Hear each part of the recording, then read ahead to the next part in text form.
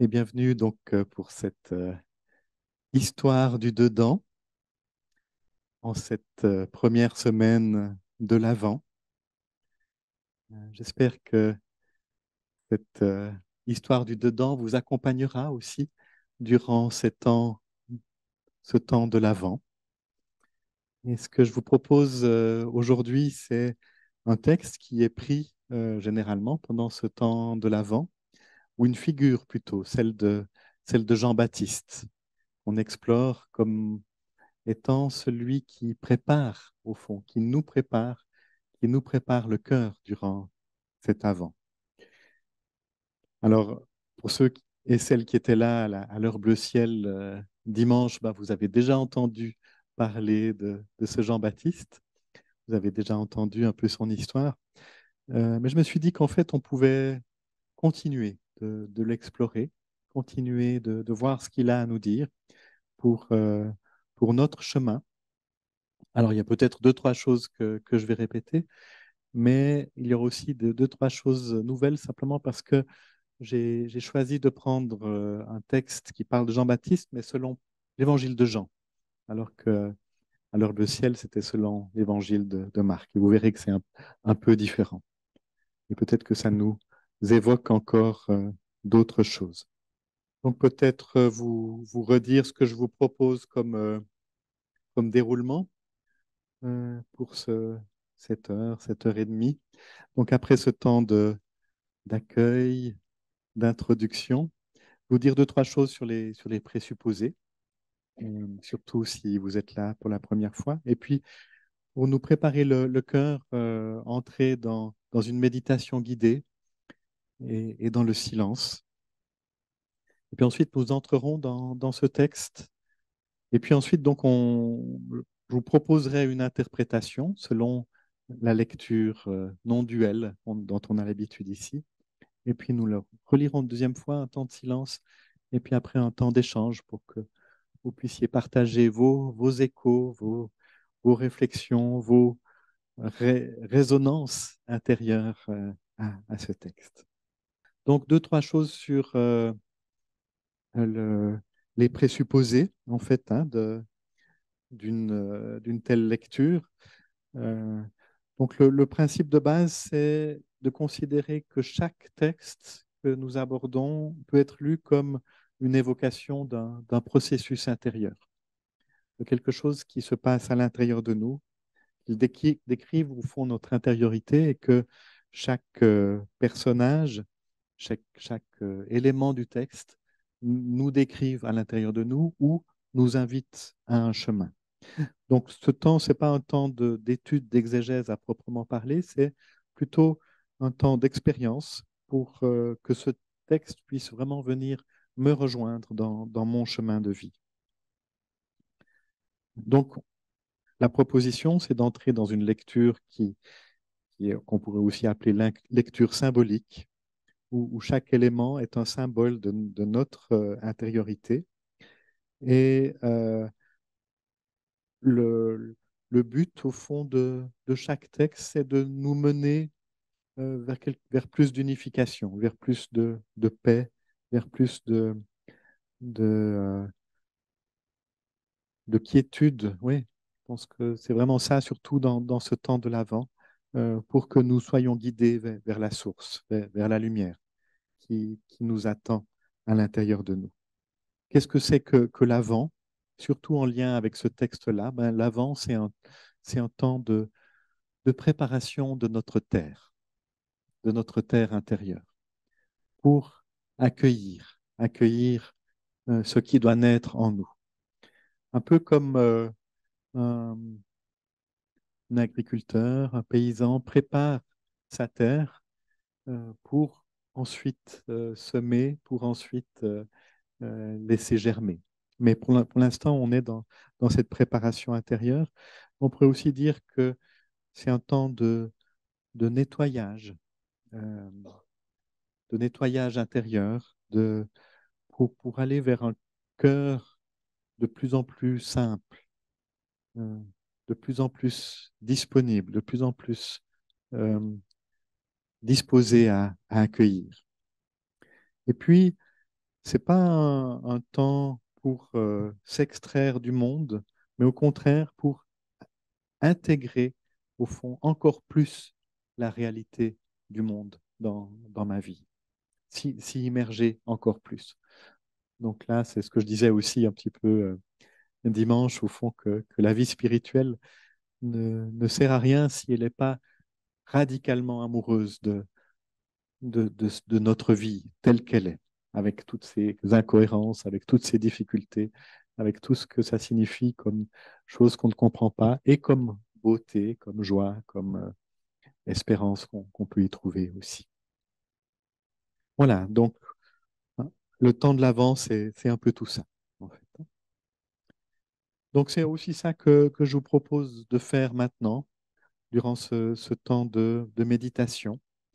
Donc un temps où on prépare son cœur, où on se rend disponible aussi à euh, accueillir au-dedans de nous cette, ce qui doit venir, en fait, ce qui doit nous être donné aujourd'hui et dans les jours qui viennent. Donc je vous invite à trouver une position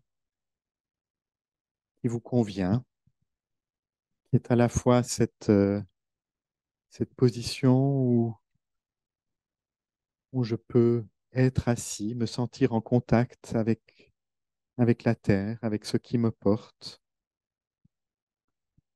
Une position aussi qui me permet d'être dans la verticalité, de venir ce trait d'union entre la terre et le ciel. Une verticalité qui n'est pas rigide, mais qui est souple, comme un roseau, comme un arbre.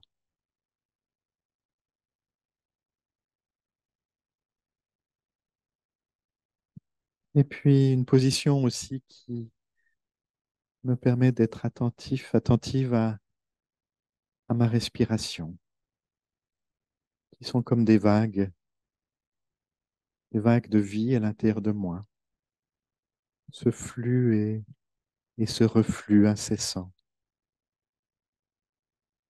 au-dedans de moi.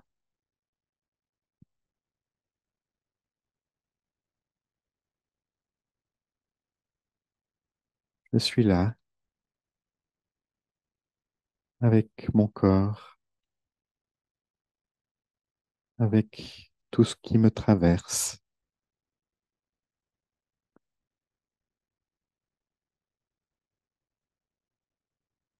avec toutes ces pensées, ces émotions qui sont peut-être encore là et qui prennent beaucoup de place.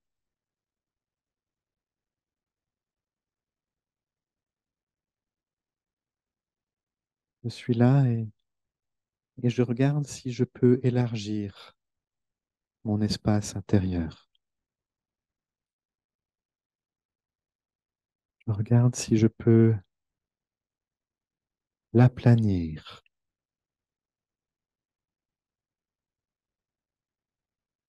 le rendre plus simple, plus ouvert.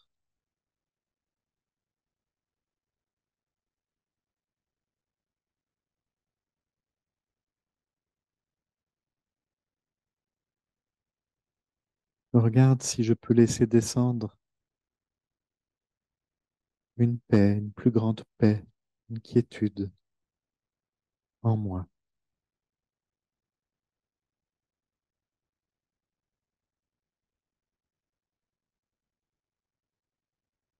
Et petit à petit, me faire simple présence,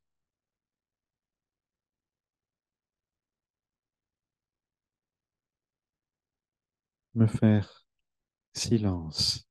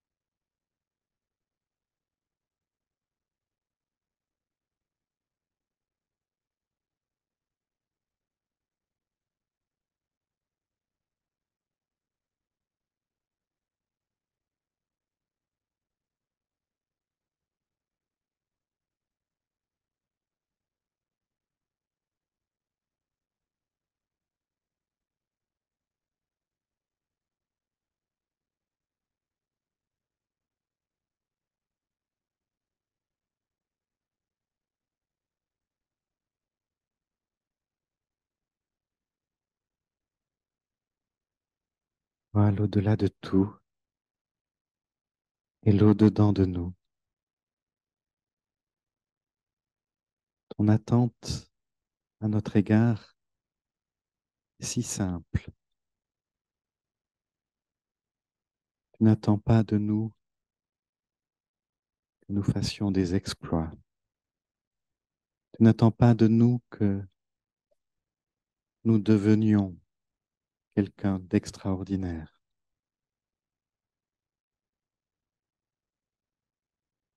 Tu attends simplement de nous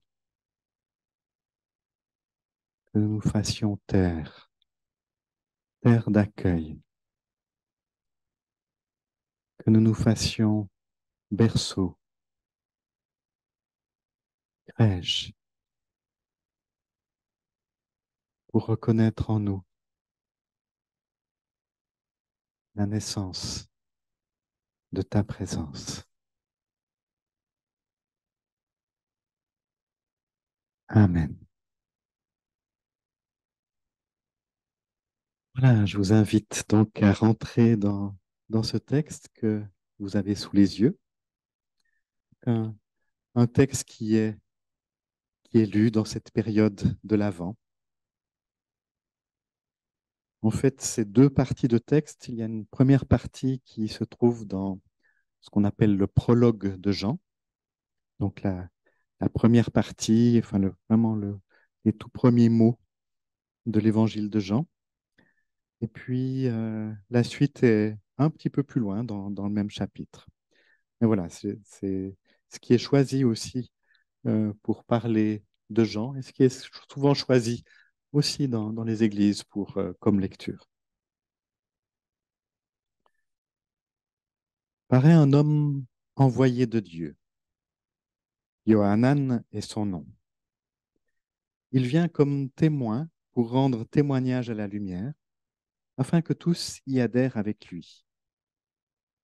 Il n'est pas la lumière, mais le témoin de la lumière. Voici le témoignage de Yohanan. Lorsque les Judéens, envoyés par les prêtres et les Lévites de Jérusalem, lui demandent: Qui es-tu? Il répond, il confesse sans hésiter: Je ne suis pas le Messie. Qui es-tu? Eliahu? Non. Es-tu le prophète? Non. Il lui demande alors: Qui es-tu?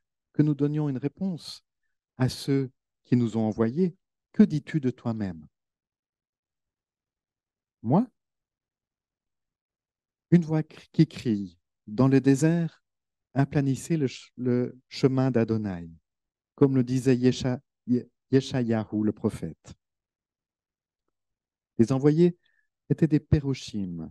Il lui pose encore cette question: Pourquoi baptises-tu si tu n'es ni le Messie, ni Eliahu, ni le prophète?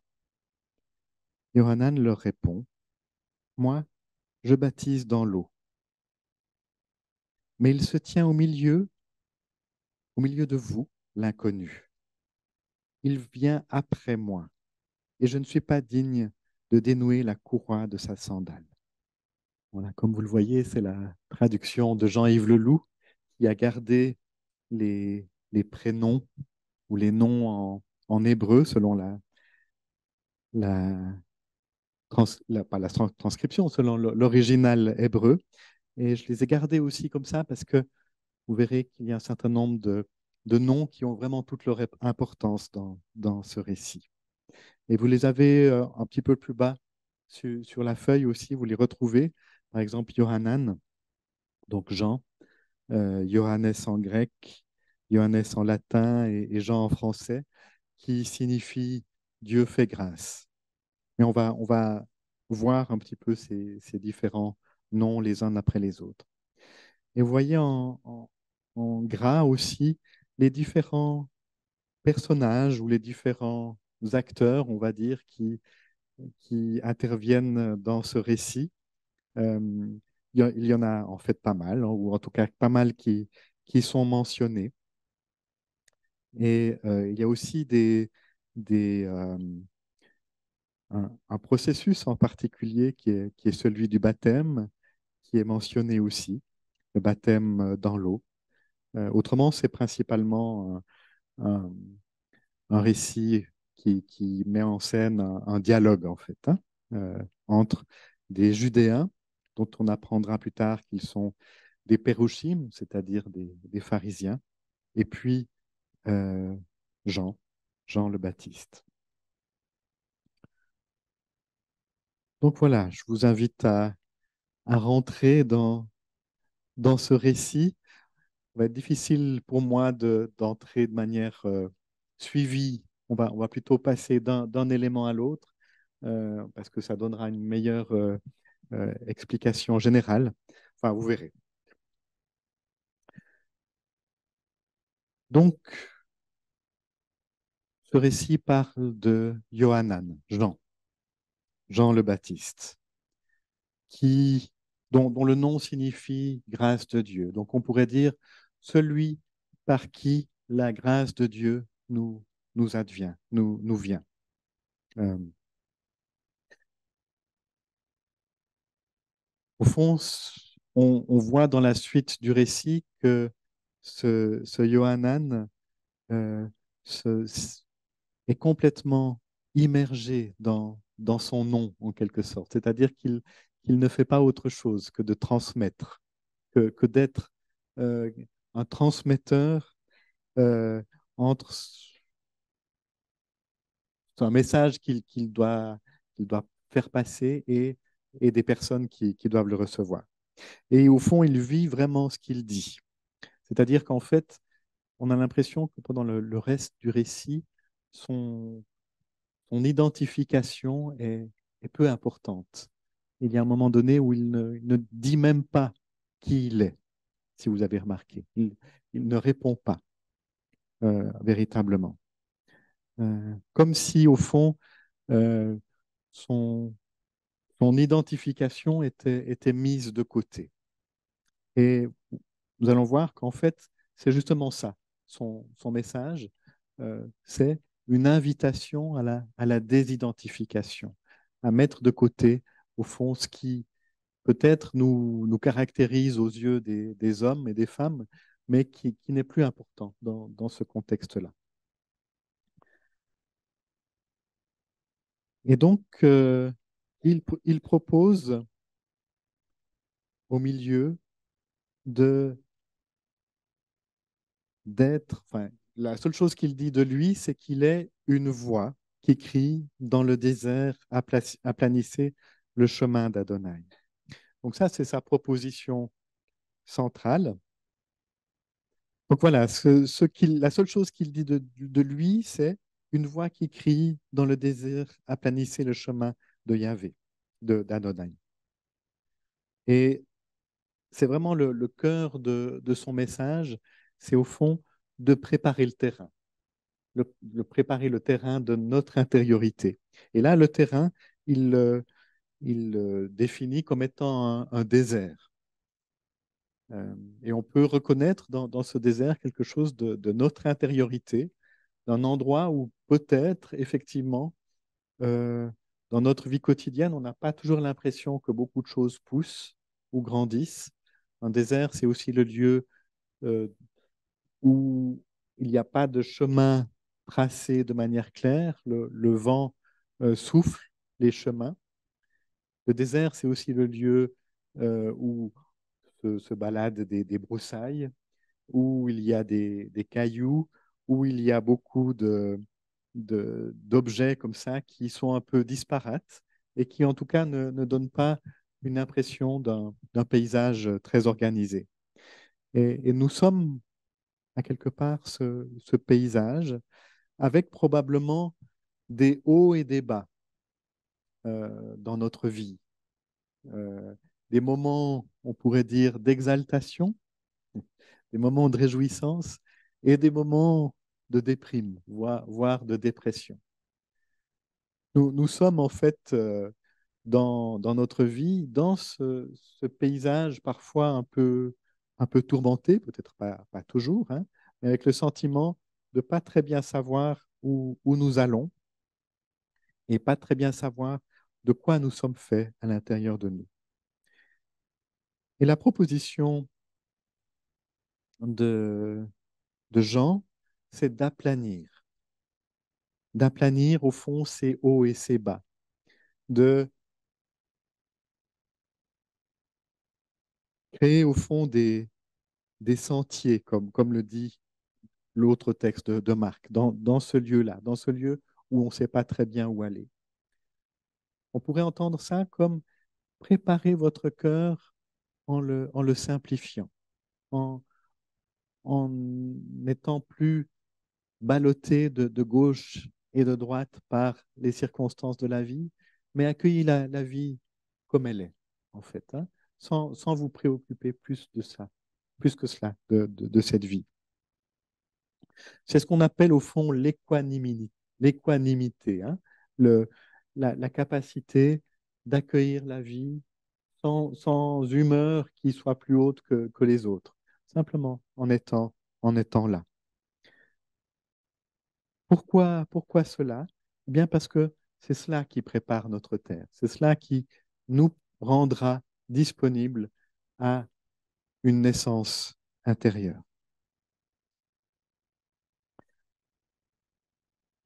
On pourrait aussi dire, au fond, c'est un processus où je ne m'attache plus à ce à quoi je m'attache en général.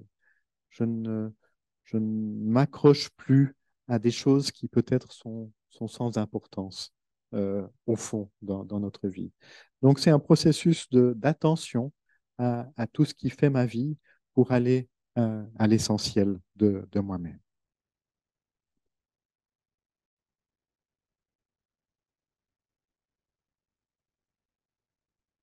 Et donc, ce Yohanan, je reviens au début du texte, il est celui qui vient rendre témoignage à la lumière. Un témoin, c'est celui qui n'est donc pas la lumière elle-même, mais c'est plutôt celui qui renvoie la lumière, qui parle de cette lumière, qui est le porte-parole de cette lumière, et peut-être au-delà des paroles, qui est celui qui montre la lumière, en fait, hein. Donc, un peu comme un miroir, au fond, un peu comme le ferait aussi la Lune par rapport au Soleil. La Lune est le témoin dans la nuit de la lumière du Soleil. Et donc, euh, Jean, c'est celui qui est le reflet, le témoin de la lumière, de la pure présence qui est attendue. Donc, il ne se prend pas pour la lumière. Je ne suis pas la lumière, mais j'en suis le témoin. Il le dit très clairement. Et il dit encore d'autres choses sur le je ne suis pas. Quand les Judéens lui demandent qui es-tu, il dit trois je ne suis pas, en fait, hein. Av- Avant de dire quoi que ce soit sur son je suis, il dit trois je ne suis pas. Je ne suis pas le Messie, je ne suis pas Eliyahu, donc Élie, et je ne suis pas le prophète.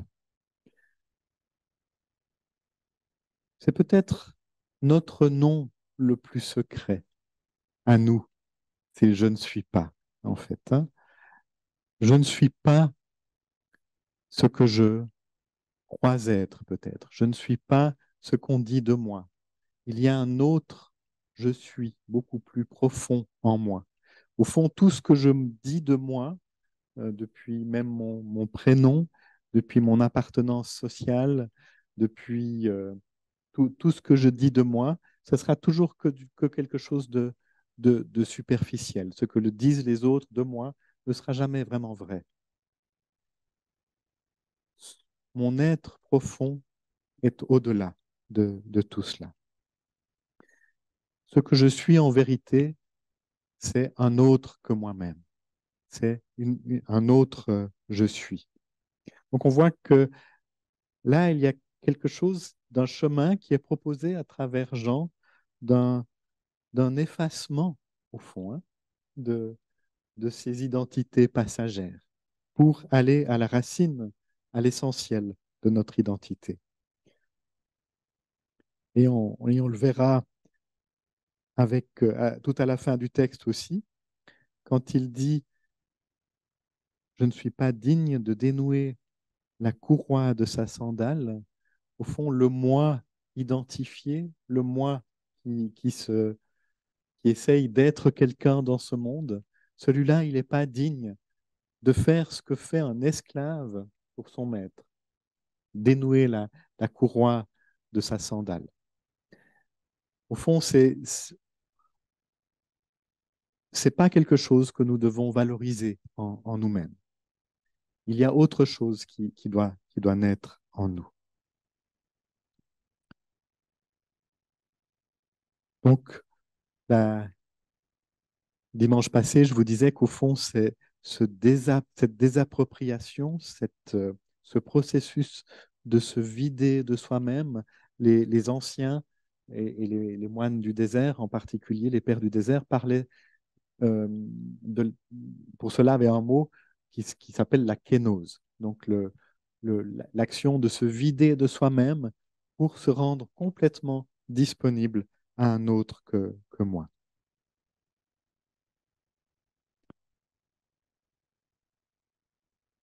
Mais revenons quand même sur ces trois identifications qui traversent le texte. Donc il y a le Messie, euh, le moi. Le moi identifié, évidemment, n'est pas le Messie, celui qu'on attend, celui qui doit naître. Là, ça semble l'évidence. Il le dit de lui-même. Je ne suis pas celui qui doit naître en vous.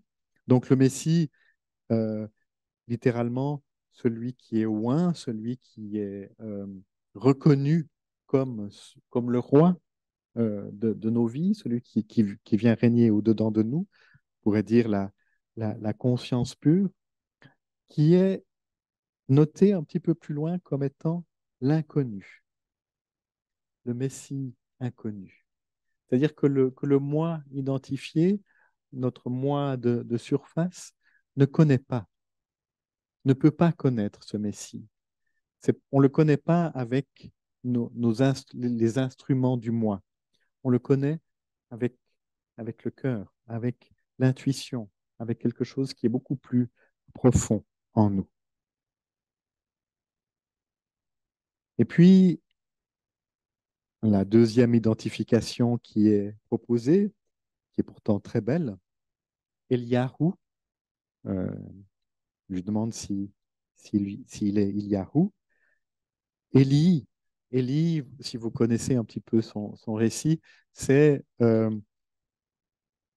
le prophète qui, quelques siècles auparavant, a eu cette révélation presque indépassable dans une grotte que Dieu n'est pas dans un tremblement de terre, il n'est pas dans un feu, il n'est pas dans des manifestations incroyables, il se révèle dans un secret, dans une brise légère. Enfin, il se révèle comme un secret dans une brise légère. Et c'est ce que dit Maurice Zindel, Dieu est un secret qui ne s'entend que dans le silence. Et il ajoute que dans le silence du moi. C'est-à-dire qu'au fond, Élie, c'est justement la personne qui a peut-être à un moment donné laissé tomber toutes ses prétentions, toutes ses ambitions, et qui a pu entendre dans quelque chose qui était très secret en lui, la simple brise de la présence de Dieu passé. Mais même cette identification-là, à Élie, Jean-Baptiste la refuse, encore une fois. Pourtant, il y aurait eu de quoi s'en réjouir. En fait, hein. Même cette identification, il la refuse encore. Et il refuse encore euh, l'identification générique de celle du prophète.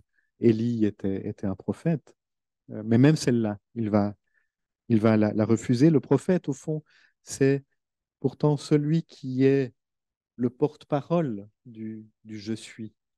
qui est à naître en nous. Le prophète, c'est celui qui parle au nom d'eux. Et on pourrait aussi imaginer que c'est très proche d'un témoin, en fait, hein, euh, quand on parle de gens comme le témoin. Mais même cette identification-là, il la refuse. Il refuse toute identification. Il est juste une voix qui est même pas la sienne, qui est celle d'un autre prophète encore, de Yahou, donc d'Ésaïe, dont le nom signifie Dieu sauve. Au fond, il est la voix de celui qui dit Dieu va venir pour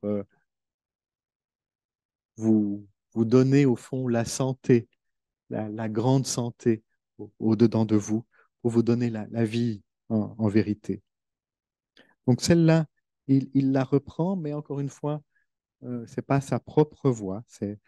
Il, il, euh, il dit qu'il est juste cette voix dont parle le prophète Yahou. Et puis on arrive à ces pérochim, à ces pharisiens. Et si on va dans la définition même d'un pharisien, que vous avez au bas de votre page, vous voyez qu'au fond, c'est des personnes qui avaient pour tâche de distinguer, de déterminer, de séparer, donc de la racine euh, farash, séparer, donc distinguer au sens de comprendre aussi. Hein. Pour comprendre quelque chose, on a besoin de distinguer une chose de l'autre. Mais c'est aussi ceux qui séparent, ceux qui tranchent dans l'explication d'un texte, mais aussi dans la vie en général. Donc en fait, euh, on pourrait dire que ces envoyés sont là presque comme un rappel que nous sommes dans une vie où il y a une voix qui aimerait nous diviser, où il y a un juge au fond à l'intérieur de nous qui aimerait pouvoir séparer, dire ce qui est juste et ce qui est faux, dire ce qui est la bonne interprétation et ce qui est la mauvaise interprétation. Et voilà, on peut juste reconnaître au fond que cette voix, elle est présente en chacun de nous. Euh, et cette voix, elle veut comprendre pourquoi baptises-tu si tu n'es ni le Messie, ni Eliaou, ni le prophète? Pourquoi immerges-tu? Pourquoi plonges-tu les personnes que tu rencontres dans l'eau? Alors là, ben, j'aimerais redire deux, trois choses que j'ai dit dimanche à propos de ce baptême. Euh, donc là, en tout cas, il ne s'agit pas du signe qu'on vit maintenant dans une église, qui est plutôt celui de l'adhésion à une institution ou l'appartenance à une institution, puisque cette institution n'existait même pas encore à ce moment-là. Euh, mais on peut plutôt y voir comme une invitation à plonger dans les profondeurs de l'être, en fait, hein, symboliquement. Euh, Pourquoi? Bien pour plonger dans une eau qui va venir nettoyer, purifier notre intériorité de tout ce à quoi elle s'est accrochée au fil des années. Toutes ces, toutes ces mémoires, ces histoires, toutes ces croyances, tout ce que je me suis raconté à propos de moi-même, tout ce que je me suis raconté à propos de la vie, tout ce que j'ai cru comprendre de la vie, tout ce qui m'a, euh, tout ce que j'ai rejeté aussi, tout ce que j'ai acquis, acheté, et tout ce que j'ai dit, ça c'est pas la vie, c'est pas comme ça que je comprends les choses. Enfin, tout ce que j'ai pu déterminer de la vie, toutes ces croyances comme, par exemple, la vie est difficile, ces choses que je me dis à moi-même, euh, ou personne ne m'aime et personne ne m'aimera jamais, ou Dieu m'a oublié, ou je suis trop vieux pour ceci ou pour cela. Enfin, je vous avais donné toute une série d'exemples de tout cela. Ça fait partie de ces croyances qui sont limitantes. L'invitation du baptême, au fond, c'est peut-être de se débarrasser, au fond, de tout ce qui m'empêche, tout ce qui entrave, au fond, ma vie, et qui est peut-être pas si vrai que ça.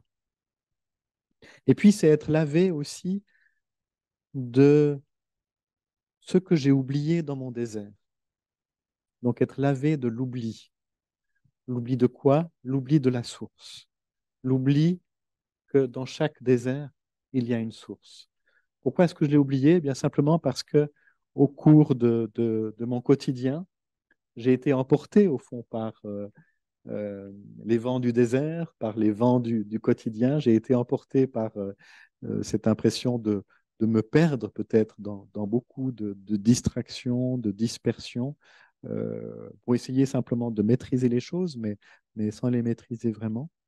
Et de ce fait-là, ben, j'ai oublié l'essentiel, au fond. J'ai oublié que mon désert contient une source. Donc, je dois être lavé de cet oubli. Donc voilà, le baptême, c'est ce sorte de nettoyage intérieur de tout ce qui n'est pas essentiel. Et puis, la seconde proposition que je vous faisais dimanche passé, c'est aussi la proposition que on est baptisé pour symboliser que je m'immerge totalement dans la vie, que j'accepte de me laisser noyer. C'est un peu paradoxal, hein, euh, d'accepter d'aller dans quelque chose qui va complètement me submerger, mais comme acceptation, en fait, comme risque à prendre, comme moment où j'ose dire oui à la vie, totalement, radicalement, sans rien en enlever. Oui à tout ce qui m'est donné, d'une manière ou d'une autre. Alors évidemment que c'est une immersion pour naître, pour ressortir, mais pour naître, il y a d'abord à avoir été immergé totalement. Un peu comme la graine qui accepte d'être enfoncée ou jetée dans la terre, recouverte totalement, pour ensuite naître. Si elle n'accepte pas cela, si elle n'accepte pas quelque chose de ce risque de mourir, rien ne pourra émerger. Au fond, c'est, selon une expression de Éric Emmanuel Schmitt, consentir au drame de sa vie. C'est peut-être une expression un peu négative encore, mais c'est peut-être ça le premier mouvement, en fait. Hein. Consentir de se plonger totalement dans cette vie qui, effectivement, peut contenir un certain nombre de drames, mais sans les dramatiser, justement, sans s'imaginer aussi tous les drames qui pourraient m'arriver. On le fait tout le temps, mais en tout cas, moi, personnellement, je le fais beaucoup. Mais voilà, consentir à cela, consentir à la vie.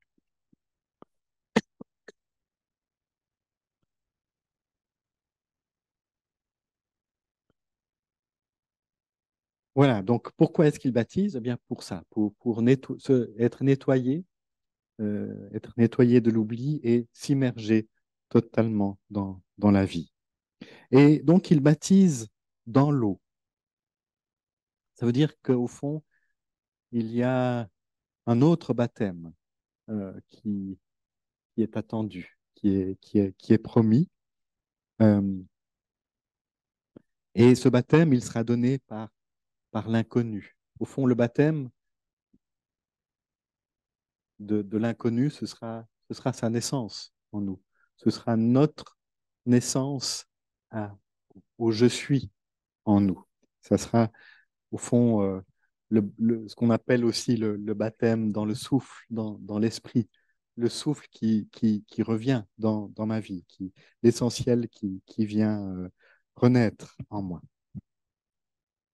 Cette seconde naissance aussi dont Jésus parle à Nicodème.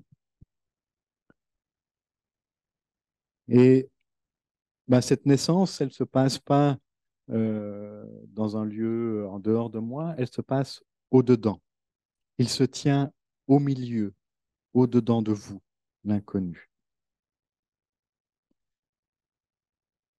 Et puis, il y a encore ce il vient après moi, dont je n'ai pas encore parlé.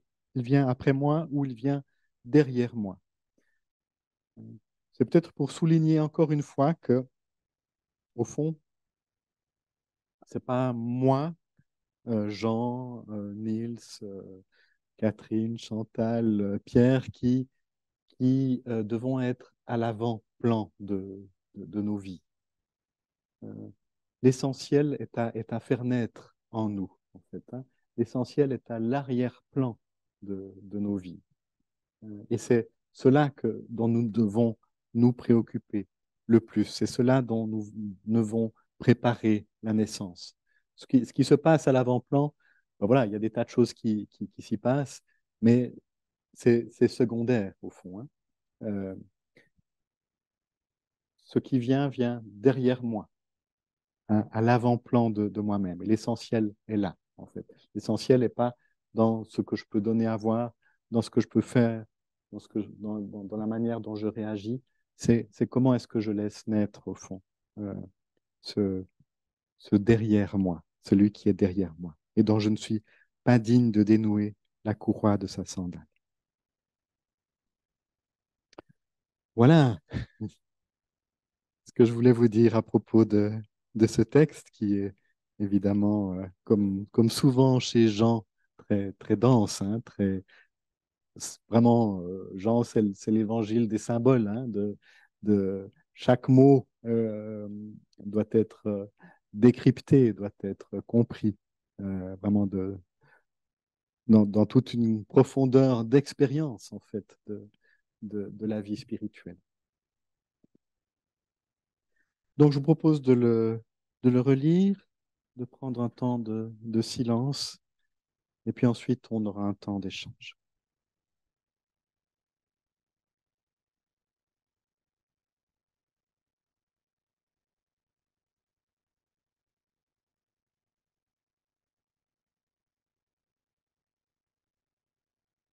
Paraît un homme envoyé de Dieu. Yohanan est son nom. Il vient comme témoin pour rendre témoignage à la lumière, afin que tous y adhèrent avec lui. Il n'est pas la lumière, mais le témoin de la lumière. Voici le témoignage de Yohanan lorsque les Judéens envoyés par les prêtres et les Lévites de Jérusalem lui demandent: Qui es-tu? Il répond, il confesse sans hésiter: Je ne suis pas le Messie. Qui es-tu? Eliahu? Non. Es-tu le prophète? Non. Il lui demande alors: Qui es-tu? Que nous donnions une réponse à ceux qui nous ont envoyés. Que dis-tu de toi-même? Moi, une voix qui crie dans le désert. Une voix qui crie dans le désert, aplanissez le chemin d'Adonai. Comme le disait Yahou, le prophète. Les envoyés étaient des Pérouchim. Il lui pose encore cette question: Pourquoi baptises-tu si tu n'es ni le Messie, ni Eliahu, ni le prophète? Yohanan leur répond: Moi, je baptise dans l'eau, mais il se tient au milieu de vous, l'inconnu. Il vient après moi, et je ne suis pas digne de dénouer la courroie de sa sandale.